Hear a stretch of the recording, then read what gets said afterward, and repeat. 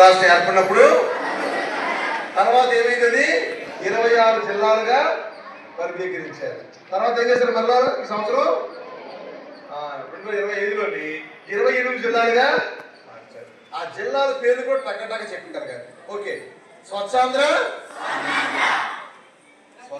అంటే 28 జిల్లాలు స్వచ్ఛంగా ఉండాలి. స్వర్ణాంధ్ర అంటే 28 జిల్లాలు బంగారం లాగా మెరిసిపోవాలన్నమాట. అలాగ అవ్వాలంటే ఏం చేయాలి?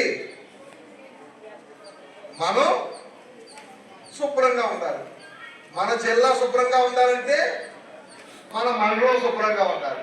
మన మండలం శుభ్రంగా ఉండాలంటే మన ఊరు శుభ్రంగా ఉండాలి. మన ఊరు శుభ్రంగా ఉండాలంటే మన స్కూలు, మన వీధి శుభ్రంగా ఉండాలి. మరి స్కూల్ని ఎంతమంది శుభ్రంగా ఉంచుతున్నారు? చెప్పండి. ఎంతమంది శుభ్రంగా ఉంచుతున్నారు? శుభ్రంగా ఉంచడం అంటే కొడవడం కాదు, జ్ఞాపకం ఉంచుకోండి.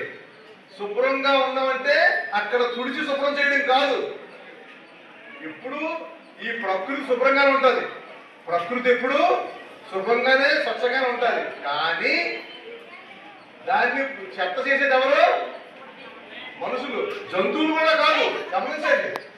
జంతువులు కూడా చెత్త చేయవు. మీరు వేసిన చెత్తను తినే శుభ్రం చేస్తాయి. ఎగ్జాంపుల్, కాకులు ఉన్నాయి. కాకులు ఏం చేస్తాయి?